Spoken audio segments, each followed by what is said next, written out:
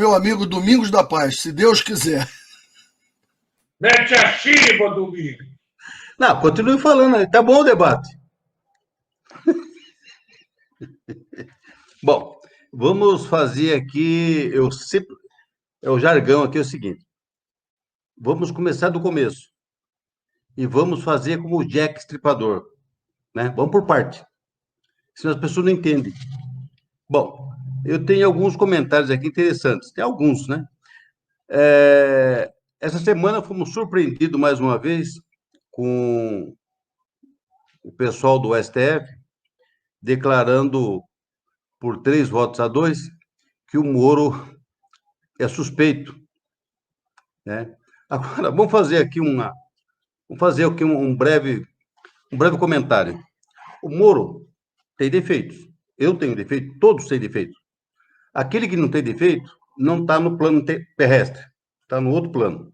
Mas todos aqui têm defeito. Mas tem uma coisa que milita a favor do Moro. O Moro era um juiz federal concursado. Era um juiz federal concursado. Ou seja, entre as centenas de pessoas que prestaram concurso público para a magistratura federal, ele foi um deles que passou no concurso e assumiu a condição de ser um magistrado da Justiça Federal. Legal. E aí, agora aparece os magnânimos, né? Os deuses do Olimpo, dizendo que ele é suspeito, que ele se vendeu, que ele fez isso, que ele fez aquilo. Mas o interessante de tudo isso é o seguinte: quem está julgando ele não prestou concurso público, foi indicado pelo ladrão que eles estão absolvendo. Olha que inversão de valores. Ou seja, hoje, o posse está chamando o cachorro, vem cá, vou mijar em você. Não estou entendendo. O cara é concursado, passou no concurso público, 16 anos, quase 20 anos de juiz federal. Não foi a primeira sentença que ele deu, tá certo? Outra coisa, que é muito importante, a sentença que ele deu foi referendada pelo Tribunal Superior à comarca, a esfera do primeiro grau. Então, ele foi referendado. A sentença que ele deu, o Tribunal Regional Federal da 4ª Região manteve e aumentou um pouquinho a pena. Ele recorreu e foi para o STJ, Superior Tribunal de Justiça. Lá, os ministros, e dentre eles eu destaco o nome desse cidadão, inclusive esse cidadão alemão, naturalizado brasileiro, chama-se Felix Fischer. Sentou-lhe o pau, porque o Felix Fischer não apalpa vagabundo e nem ladrão. Consagrou a sentença condenatória. Aí vem os 11, dos quais os 11, todos foram indicados por quem? Pelo ladrão, que foi condenado por 3 tribunais. E aí vem o seguinte: o cara concursado é condenado e o cara que é ladrão é absolvido. Por quê? Porque os caras que absolveram ele foram indicados, que nem concurso prestaram. Então, tem uma inversão de valores assim muito terrível, né? Uma outra coisa interessante. Hoje, nós fazemos parte, tem que colocar lá no livro dos recordes, né? Nós somos o único país do mundo que nós temos 11 constituições. 11 constituições. Único país do mundo. 11. Porque cada magnânimo, cada santificado lá daquele puteiro chamado STF, cada um tem a sua própria Constituição. Olha que coisa desgraçada, maldita. Como é que se pode fazer isso? Agora, o interessante é que a Constituição de 1946, ela dizia o seguinte, no seu artigo 1º, né? Artigo 1º. Todo poder emana do povo e em seu nome será exercido. De 1946. A Constituição de 1967, no seu artigo 1º, diz o seguinte, artigo 1º, parágrafo 1º, todo poder emana no povo e em seu nome é exercido. Repetiu de 46. Aí, a dos comunistas, esse lixo que está aí, no seu artigo 1º, no parágrafo único, diz, todo poder emana do povo, vírgula, que exerce por meio de seus representantes eleitos diretamente no termo das coisas. Esses representantes eleitos são ladrões e corruptos. Olha que coisa interessante. Quando o ladrão faz lei, que é o que está acontecendo hoje, faz lei para se beneficiar, porque ele se coloca no lugar do ladrão, do criminoso. Então, você acha que esse pessoal vai fazer lei para prejudicá-los? Então, nós temos 11 constituições no Brasil. Cada um tem a sua cartilha constitucional, cada um faz o que quer. Agora, o que está valendo é essa de 88, produzida pelos comunistas, que o seu Ulisses Guimarães, que deve estar fazendo sexo anal com o diabo lá no inferno, ele chamou esse lixo de Constituição de carta política. Chamou essa Constituição de carta magna política, que agora nós temos uma carta cidadã. Mas cidadã de quê? Cidadã de quê? Se nem ele teve uma morte aprazível, com enterro, com direito a tudo isso, ele simplesmente sumiu. O mar absorveu ele. Pode reparar que tem peixe do olho azul. É incrível. Um outro assunto interessante, e eu falei essa semana, eu participei de um programa, eu falei essa semana, sobre o jornalismo. Dia 4 de abril, eu completo 50 anos de jornalismo. Dia 4 de abril próximo, 50 anos de jornalismo.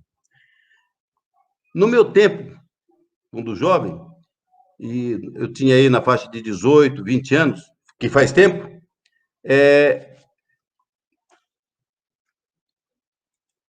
se você escrevesse alguma coisa que era contra os princípios da família, que você escrevesse alguma coisa que era contra os princípios cristãos, você escrevesse alguma coisa contra os princípios dos símbolos nacionais, né, do Brasil, você era considerado partícipe da imprensa marrom.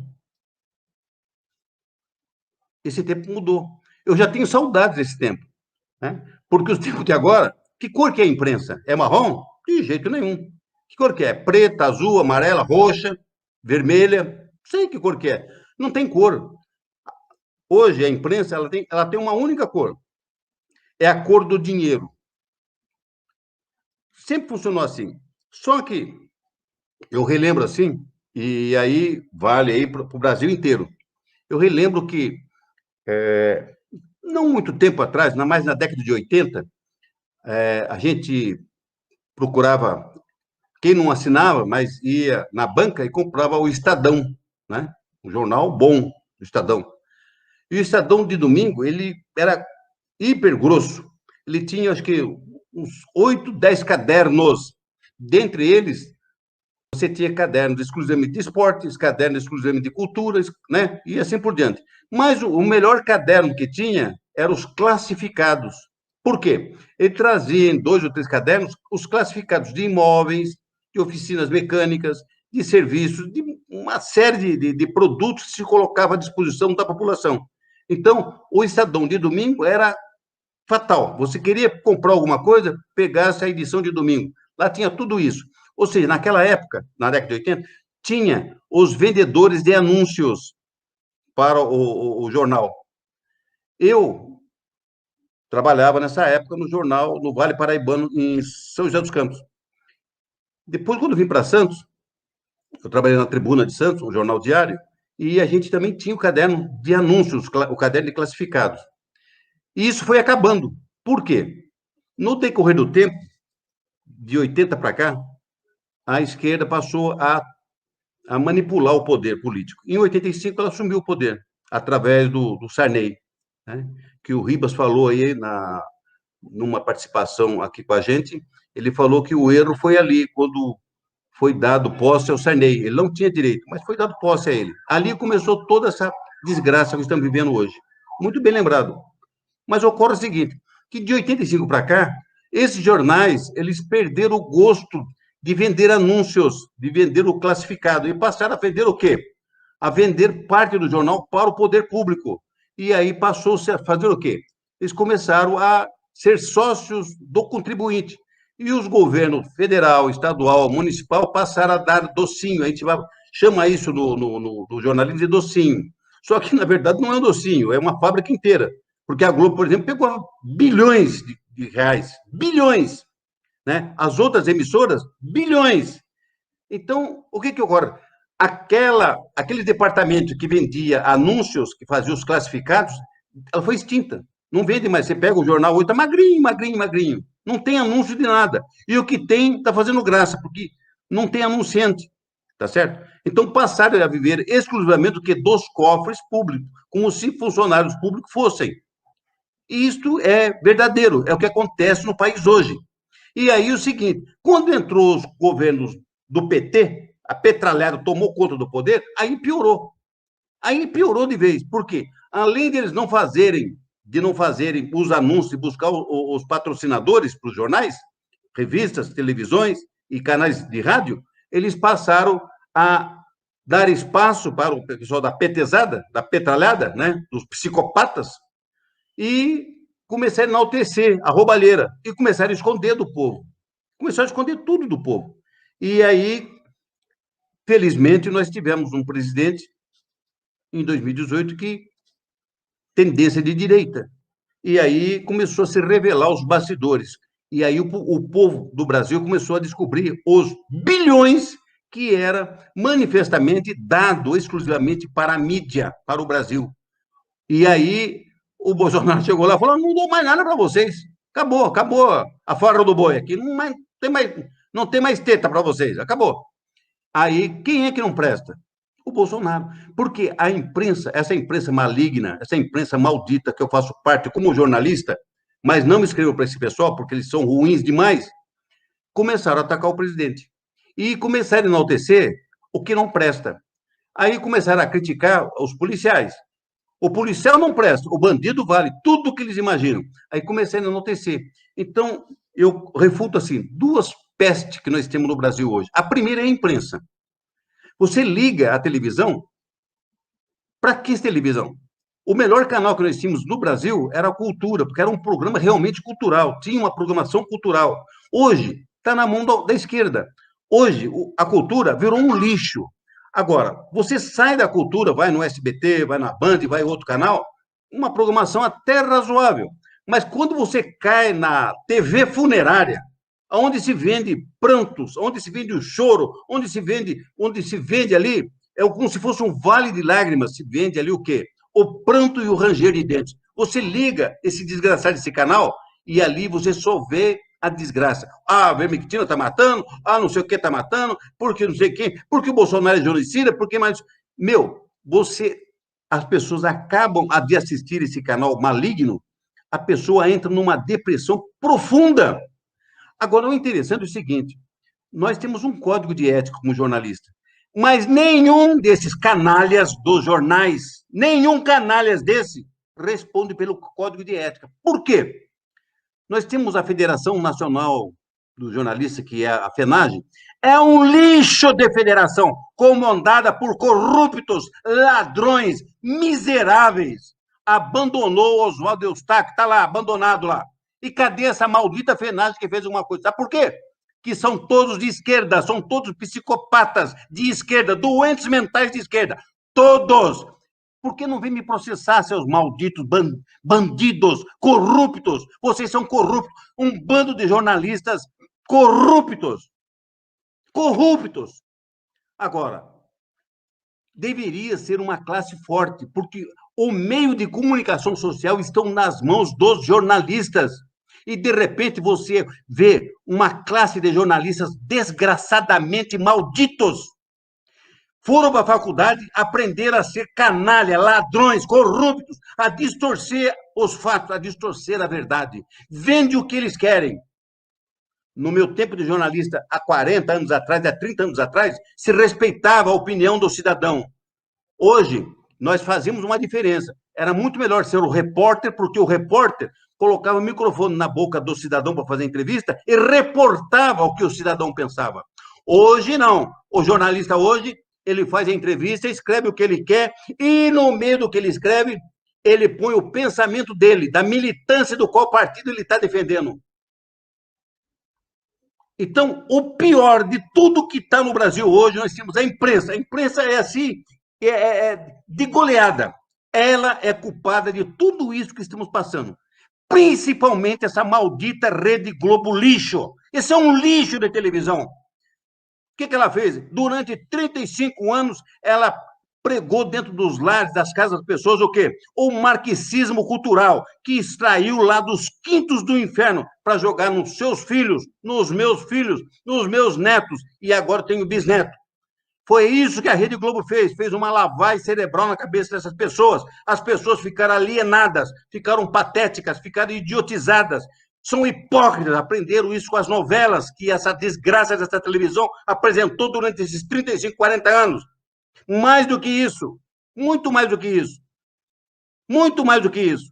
Essa maldita televisão, ela simplesmente aliada a toda a desgraça que existe na esquerda, a toda a desgraça que existe na esquerda, mais de 120 milhões esses malditos conseguiram matar no mundo. Para que presta esse lixo da esquerda? Esses comunistas de merda? Para que presta a não ser patrocinar o genocídio no mundo? Tá certo? E aqui no Brasil, agora, nós estamos vendo o lockdown. Está aqui o lockdown. Já falaram e eu vou repetir aqui. Para que presta o decreto? O decreto do governador, para que presta? Para regulamentar uma lei. Para que presta o decreto do prefeito? Para regulamentar lei. Decreto não é lei, decreto é regulamentativo de lei. Está aí o doutor Ribas, que está aí, sabe disso. O doutor Ricardo sabe disso. Decreto presta para fazer o quê? Para regulamentar a coisa obscura que está numa lei. Ele vai regulamentar. Nós, jornalistas, nós temos alguns decretos. Nós temos o principal decreto é o 972. Ele regulamenta a profissão de jornalista. Entendeu, seus malditos, desgraçados prefeitos e governadores? Decretos servem para regulamentar lei. Não era para determinar o que a pessoa pode e não pode fazer. Decreto não é lei. Portanto, o que vocês estão fazendo no Brasil hoje, praticando, diante desse povo que foi cultuado, que foi domesticado pela rede lixo de televisão, vocês estão cometendo um genocídio na população do Brasil, porque vocês fazem uma publicidade enorme em cima de decreto. Decreto, seus malditos, não é lei. Decreto nunca foi lei. Nunca foi lei. Decreto regulamenta a lei.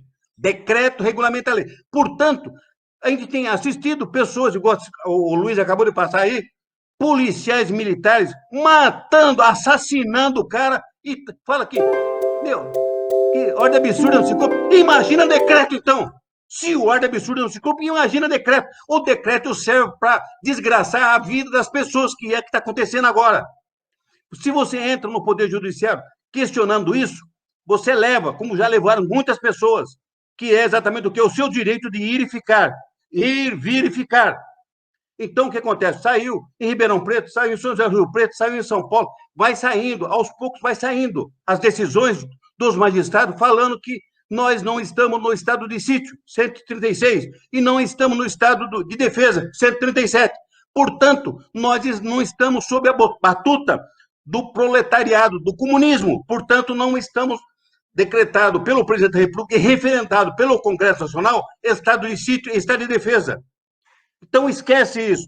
O que nós precisamos agora, imediatamente, aliás, para ontem, é o artigo 142, é já.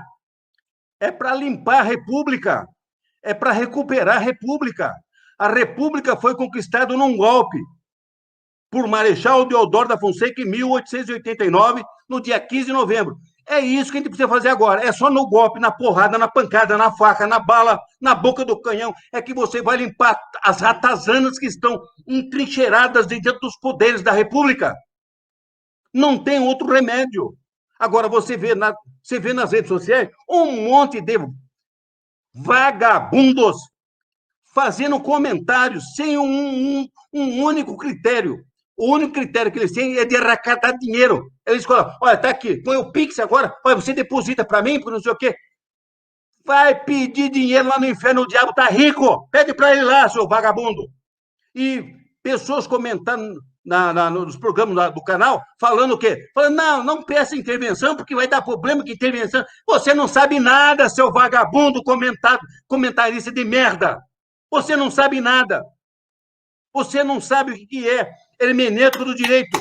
Você nunca foi para uma escola, para uma faculdade de direito, para aprender o que é hermenêutica de direito. Portanto, você não tem o direito de comentar aquilo que pessoas nobres, conhecedoras do que é o direito, da hermenêutica do direito constitucional, para você vir aqui desfazer o que o Ribas fala, o que eu falo, o que o Carvalhosa fala, o que tantas outras pessoas de bem desse país, que amam esse país, falam. Agora você pede dinheiro e ainda desanima a pessoa. Olha, vai para a ponta da praia e fica pertinho de mim aqui. Tá de brincadeira, porra? É muito gozado, ô Domingo, ver uma pessoa que não produz nada querer regular as que produzem. As que não trabalham, não fazem nada, querer regular aquelas que trabalham. Não é um negócio muito gozado isso?